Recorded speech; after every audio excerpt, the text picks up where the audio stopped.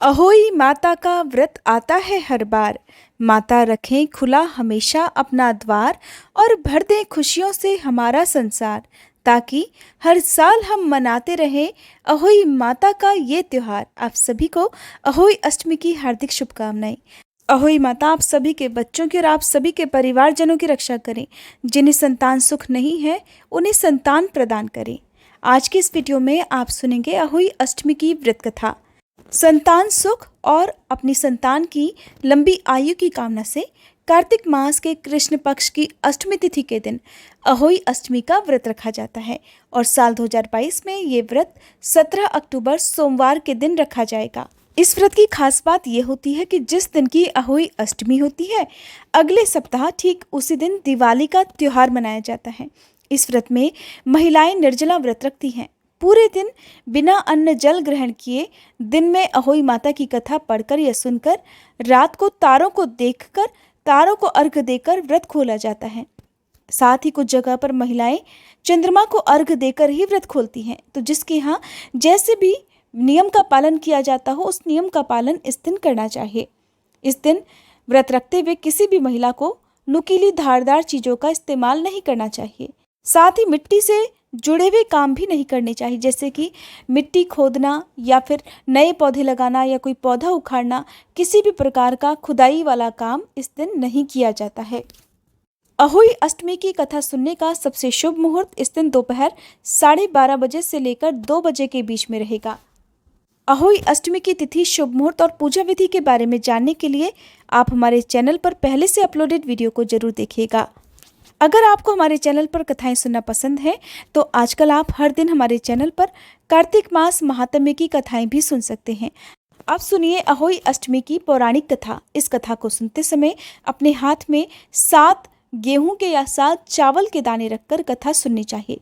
शाम को तारों को अर्घ देते समय जल के लोटे में इन्हीं चावल या गेहूं को डालकर अर्घ दिया जाता है, या कुछ जगह पर इन चावल को या गेहूं को गौ माता को खिला दिया जाता है।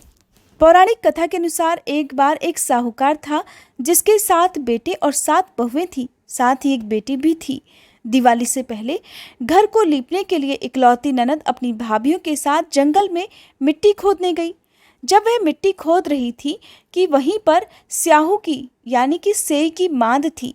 मिट्टी खोदते समय ननद के हाथ से खुरपी लगकर सेई का एक बच्चा मर गया, जिसे देखकर स्याऊ बहुत क्रोधित हो गई। दुखी होकर स्याऊ माता बोली कि मैं अब तेरी कोख बांधूंगी। तब ननद अपनी 7 भाभियों से कहने लगी कि तुम में से कोई मेरे बदले कोख बंधवा लो, लेकिन सबने इनकार कर दिया। परंतु छोटी भाभी सोचने लगी कि अगर मैं अपनी कोख नहीं बंधवाऊंगी तो सासू नाराज होंगी। ऐसा विचार कर ननद के बदले में छोटी भाभी ने अपनी कोख बंधवा ली। इसके बाद जब भी उसका लड़का होता तो 7 दिन बाद वह मर जाता। एक दिन उसने पंडित जी को बुलवाकर पूछा कि पंडित जी, मेरी संतान 7वें दिन ही क्यों मर जाती है। तब पंडित जी ने कहा कि तुम सुरही गाय की पूजा करो, सुरही गाय की सेवा करो, क्योंकि सुरही गाय स्याऊ माता की सहेली है। जब वह तेरी कोख खोल देगी तभी तेरा बच्चा जिएगा। इसके बाद से छोटी बहू सुबह जल्दी उठकर चुपचाप सुरही गाय के नीचे साफ सफाई करके आ जाया करती। गौ माता एक दिन बोली कि आजकल कौन मेरी सेवा कर रहा है, सो आज देखूंगी। एक दिन गौ माता खूब जल्दी उठ गई। क्या देखती है कि एक औरत आकर उसके नीचे गोबर आदि साफ करके चली जाती है। गौ माता उससे बोली, मैं तेरी सेवा से प्रसन्न हूँ, जो चाहे वो वर मांग ले। तब साहूकार की बहू बोली कि स्याऊ माता आपकी सहेली है और उसने मेरी कोख बांध रखी है, सो हे गौ माता मेरी कोख खुलवा दो। गौ माता कहने लगी, बहुत अच्छा। अब तो गौ माता समुद्र पार कर अपनी सहेली के पास उसको लेकर चल पड़ी। रास्ते में कड़ी धूप थी, सो वे दोनों एक पेड़ के नीचे जहाँ पर गरुड़ पंखनी का बच्चा था वहाँ बैठ गई। तभी थोड़ी देर में एक सांप आया जो कि गरुड़ पंखनी के बच्चे को डसने जा रहा था। साहूकार की बहू ने ये देखा तो सांप को मारकर ढाल के नीचे दबा दिया और बच्चों को बचा लिया। थोड़ी देर बाद गरुड़ पंखनी आई और वहां पर खून पड़ा हुआ देखा तो साहूकार की बहू को चोंच मारने लगी। उसने सोचा कि हो ना हो इसी बहू ने मेरे बच्चों को मार डाला है।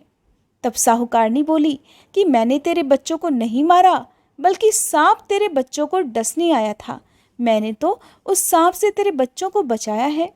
ये सुनकर गरुड़ पंखनी खुश होकर बोली कि मांग, तू क्या मांगती है?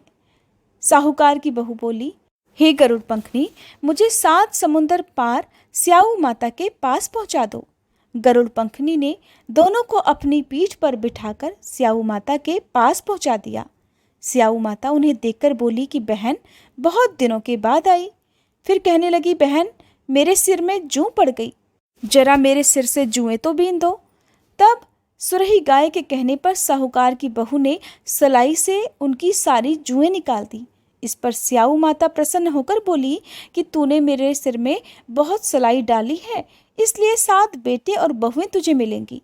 वह बोली, हे स्याऊ माता, मेरे तो एक भी बेटा नहीं है, 7 बेटे कहाँ से होंगे?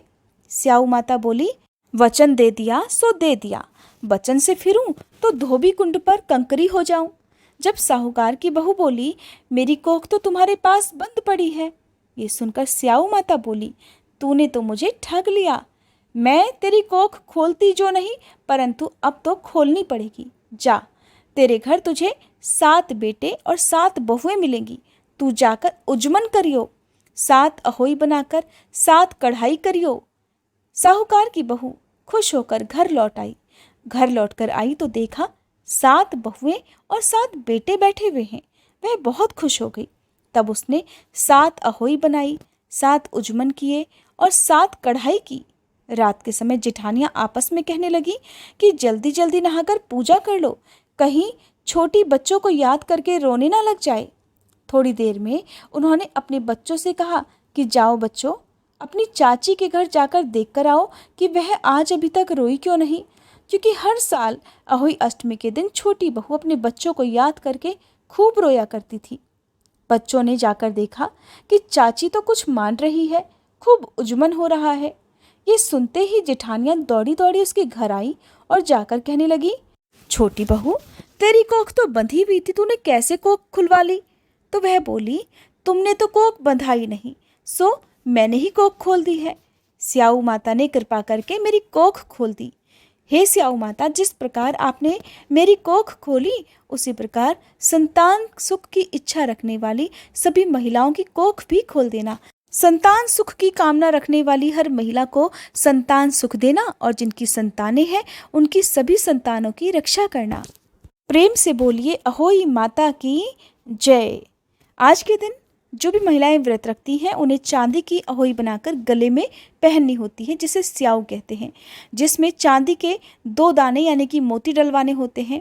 जिस तरह से गले में पहनने के लिए हार में पेंडल लगा होता है, उसी की तरह चांदी की अहोई डलवा ली जाती है और डोरे में चांदी के दाने डलवा लिए जाते हैं। फिर अहोई माता की रोली चावल, दूध और भात से पूजा की जाती है। आज के दिन जल से भरे लोटे पर सतिया बनाकर 1 कटोरी में हलवा और रुपए बायना निकाल कर रख लिया जाता है। 7 दाने गेहूं के लेकर अहोई अष्टमी व्रत की कथा सुनी जाती है। अहोई माता की कथा सुनने के बाद अहोई यानी कि स्याऊ की माला को गले में पहन लिया जाता है। जो बायना आपने निकाल कर रखा था उसे सासू जी के पांव छूकर उनका आशीर्वाद पाकर आदर पूर्वक उन्हें देना चाहिए। इसके बाद तारों को अर्घ देकर या जिनके यहाँ चंद्रमा को अर्घ देकर व्रत खोला जाता है, इस प्रकार से पूजा करके आप शुद्ध सात्विक भोजन से अपना व्रत खोल सकते हैं। दिवाली के बाद किसी शुभ दिन अहोई को गले से उतारकर उसे खीर का या हलवे का या गुड़ का भोग लगाकर जल के छींटे देकर सिर झुकाकर आपको अहोई माता की इस माला को प्रणाम करके रख देना चाहिए। फिर जितने बेटे आपके हैं, जितनी संतानें बेटियां हैं या जितने बच्चों का विवाह हो गया हो, उतनी बार चांदी के 2-2 दाने इस अहोई की माला में डालती जाएं। ऐसा करने से अहोई माता प्रसन्न होकर बच्चों को दीर्घायु प्रदान करके घर में सदा कुशल मंगल करती हैं। इस दिन ब्राह्मणों को पेठा दान करने से शुभ फल की प्राप्ति होती है। जिस महिला को बेटा हुआ हो या फिर बेटे का विवाह हुआ हो, उसे अहोई माता को उजमन करना चाहिए। एक थाली में 7 जगह 4-4 पूरियां रखकर उस पर थोड़ा थोड़ा हलवा रखना चाहिए। इसके बाद एक साड़ी ब्लाउज और उस पर सामर्थ्य के अनुसार रुपए रखकर थाली के चारों ओर हाथ फेरकर श्रद्धा के साथ सासू जी के पांव छूकर, अगर सासू जी ना हो तो परिवार की ही किसी बुजुर्ग महिला के पांव छूकर सम्मान के साथ ये बायना अपनी सासू माँ को या अपने ससुराल पक्ष की किसी बुजुर्ग महिला को दे देना चाहिए। अगर आपको ये वीडियो पसंद आई हो तो प्लीज़ वीडियो को लाइक करके कमेंट बॉक्स में अहोई माता की जय जरूर लिखिएगा।